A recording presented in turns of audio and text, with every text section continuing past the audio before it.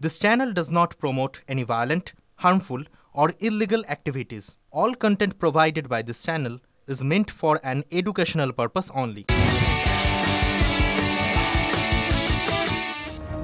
দলীয় কাজকর্ম নিয়ে কার্যত অসন্তোষ প্রকাশ সিপিএমের কলকাতা জেলা কমিটির সম্মেলনে। দলীয় কর্মীদের ভূমিকা নিয়ে উঠে এলো একাধিক প্রশ্ন। আলোচনায় উঠল আরজিকর, সন্দেশখালী সহ কলতান দাশগুপ্তর গ্রেপ্তারের প্রসঙ্গ। আন্দোলনের নেতৃত্ব নিয়ে ক্ষোভ প্রকাশ সম্মেলনে। ছাত্র যুবদের অনেক বেশি গুরুত্ব দিতে হবে। এই প্রক্রিয়া দলে শুরু হলেও তার ফল কতটা পাওয়া যাচ্ছে তা বিশ্লেষণের প্রয়োজন রয়েছে বলেই এদিনের সম্মেলনের মঞ্চে আলোচনায় উঠে এসেছে। সম্মেলনের শেষ দিনেও কমিটি গঠন নিয়ে মতবিরোধ রয়েছে। তালিকায় কলকাতা জেলা সম্পাদকের দৌড়ে এগিয়ে রয়েছেন কল্লোল মজুমদারের নাম। আর কি কি আলোচনা হলো জানবো। সহকর্মী প্রদীপ্ত কান্তি রয়েছেন আমাদের সঙ্গে টেলিফোন লাইনে। প্রদীপ্ত, সিপিএমের জেলা কমিটির সম্মেলনে আলোচনায় আর কি কি বিষয় উঠে এলো? দেখো, আরজিকর কাণ্ড গত কয়েক মাস ধরেই এ রাজ্যের চর্চায় রয়েছে। খুব স্বাভাবিকভাবেই সেই প্রসঙ্গ এসেছে, কিন্তু আরজিকর কাণ্ডের ক্ষেত্রে সিপিআইএম আন্দোলনে দুর্বলতা রয়েছে সেটা স্বীকার করে নেওয়া হয়েছে। তার পাশাপাশি মহিলাদের বিষয়ে বারবার তাদের যে দুর্বলতা সেটাই সম্মেলনে প্রকট হচ্ছে। সন্দেশখালী এবং আরজিকর কাণ্ড দুটি ক্ষেত্রেই মহিলাদেরকেই সামনে রেখে আন্দোলন হয়েছে, কিন্তু তার ফায়দা কোনোভাবেই সিপিআইএম পায়নি। এবং তোমার মনে থাকবে যে আরজিকর কাণ্ডের মধ্যেই কলতান দাশগুপ্ত গ্রেপ্তার হয়ে তার বিরুদ্ধে অভিযোগ উঠেছিল তিনি ডাক্তারদের মঞ্চের উপরে হামলা চালাবেন সেই ষড়যন্ত্রের সঙ্গে যুক্ত।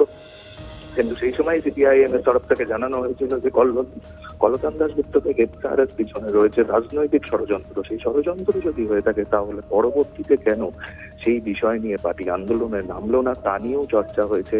এবং বারংবার গতকালের সম্মেলনের দ্বিতীয় দিনে কলতান দাশগুপ্তের প্রসঙ্গ কিন্তু বারবার করে উঠে এসেছে, তেমনটাই জানা যাচ্ছে। এবং আজকে সম্মেলনের দ্বিতীয় দিন কল্লোল মজুমদার সম্পাদক থাকবেন এমনটি জানা গেলেও এখনো পর্যন্ত তার থাকার সম্ভাবনা তৈরি হলেও ভোটাভুটি এড়িয়ে যেতে পারবেন কিনা সিপিআইএম নেতৃত্ব সেদিকেই নজর রয়েছে। তবে কল্লোল মজুমদারের পাশাপাশি সুদীপ সেনগুপ্তর নামও কিন্তু চর্চায় রয়েছে। সামগ্রিকভাবে এই সম্মেলনে সিপিআইএম এর দুর্বলতার প্রসঙ্গগুলোই কিন্তু বারংবার সামনে এসেছে।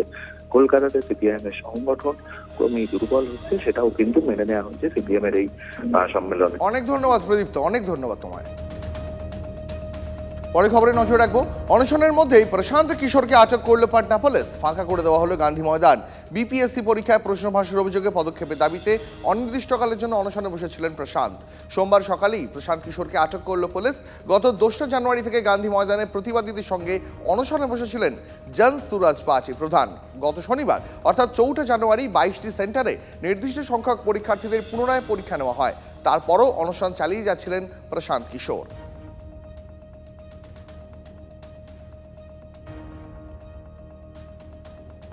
নজর রাখবো আবহাওয়ার খবরে। পারদের ওঠানামা অব্যাহত। আজ কলকাতায় তাপমাত্রা 14.2 ডিগ্রি সেলসিয়াস। কাল আবার তাপমাত্রা কিছুটা বাড়তে পারে। মঙ্গলবারের পর 2 থেকে 4 ডিগ্রি নামতে পারে পারদ। এই দফায় সপ্তাহান্ত পর্যন্ত ঠান্ডা আমেজ থাকার আশা। জেলায় জেলায় কুয়াশার দাপট। 10 থেকে 12 জানুয়ারি নাগাদ নতুন ঝঞ্ঝার পূর্বাভাস হাওয়া অফিসের।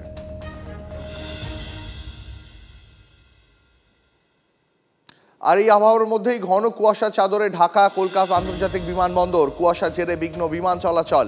অত্যাধুনিক প্রযুক্তি ব্যবহার করে বিমান ওঠানামার ব্যবস্থা। বিমান ওঠানামায় আলো ক্যাট ট্যুর ব্যবহার চলছে। কথা বলবো আমাদের সহকর্মী রঞ্জিত রয়েছেন এই মুহূর্তে টেলিফোন লাইনে। রঞ্জিত, ছবি দেখতে পাচ্ছি কলকাতা বিমানবন্দরের দৃশ্যমানতা প্রায় নেই বললেই চলে।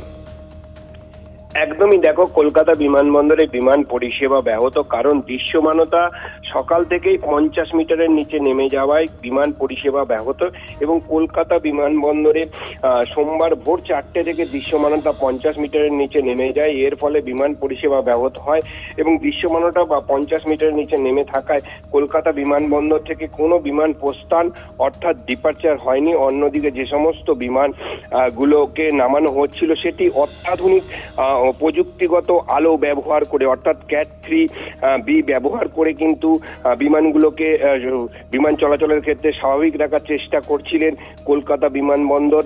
এবং স্বাভাবিকভাবেই 2 থেকে 3টি বিমান কলকাতা বিমানবন্দর থেকে প্রস্থান করে।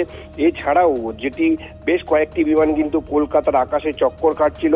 অর্থাৎ দৃশ্যমানতা কম থাকায় কিন্তু বিমান পরিষেবা সাময়িকভাবে ব্যাহত হয়েছিল। দীপ, বুঝতে পেরেছি। অনেক ধন্যবাদ রঞ্জিত।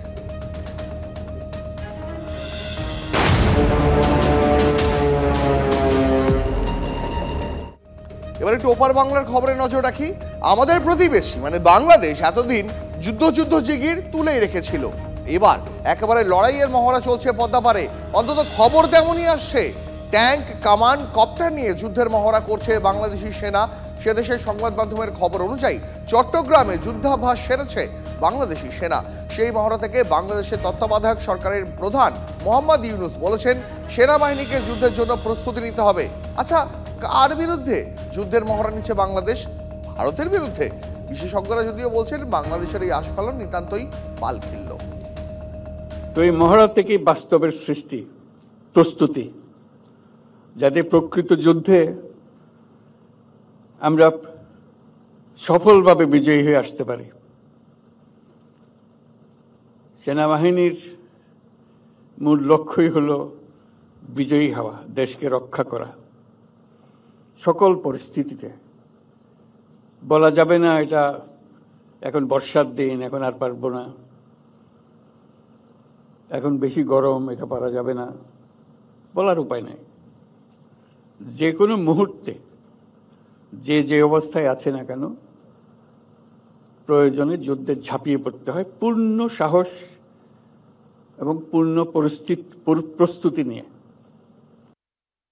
আজকে নতুন বর্ষে বেশ হাসির একটা খোরাক। ভারতবর্ষ সঙ্গে বাংলাদেশের যুদ্ধের যদি বাংলাদেশের ইউনিট সরকার চিন্তাও করে থাকে, তাহলে আমার মনে হয় মূর্খের স্বর্গে বাস করছে। বাংলাদেশের যা আর্থিক অবস্থা, দৈনন্দিন দিনে ভাত অথবা সকালবেলা পাউরুটি খেতে গেলে ভারতবর্ষের উপর নির্ভর করতে হয়।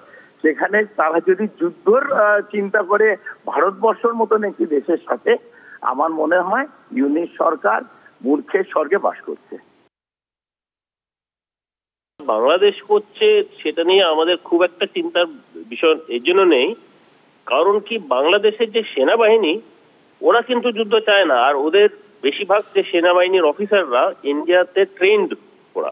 সেনাবাহিনীর যারা সিনিয়র অফিসাররা ওরা কিন্তু তাদের মনোভাব কিন্তু ভারতের প্রতি খুব ভালো আছে।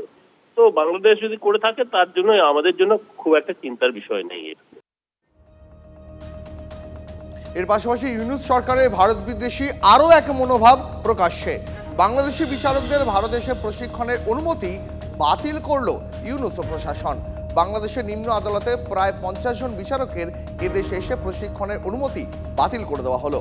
ভোপালে ন্যাশনাল জুডিশিয়াল একাডেমি এবং স্টেট জুডিশিয়াল একাডেমিতে 10 থেকে 20 ফেব্রুয়ারি প্রশিক্ষণ নেওয়ার কথা ছিল বাংলাদেশের বিচারকদের। 30 ডিসেম্বর প্রশিক্ষণের অনুমতি দিয়ে বিজ্ঞপ্তি দেয় বাংলাদেশের আইন মন্ত্রক। সেদেশের সুপ্রিম কোর্টের পরামর্শেই 50 জন বিচারককে বেছেও নেওয়া হয়েছিল। ভারতের আর্থিক সাহায্যে প্রশিক্ষণের কথা ছিল, কিন্তু নতুন বিজ্ঞপ্তি জারি করে সেই পুরনো অনুমতি বাতিল করা হয়। ভারত বন্ধুত্বপূর্ণ সম্পর্ক বজায় রাখতে উদ্যোগী হলেও ইউনূস প্রশাসনের যে তাতে সায় নেই। এই ধরনের কাজকর্মে তা আরো একবার সামনে চলে এলো। কারণ ওনারা বুঝিয়ে দিচ্ছেন যে ওনারা দেশ বিরোধী, দেশের মানুষ বিরোধী এবং ভারত বিরোধী অ্যাক্টিভিটিস করে যাবেন। ভারত বিরোধীর সাথে দেশ বিরোধী, ওনাদের দেশ বিরোধী কেন বললাম?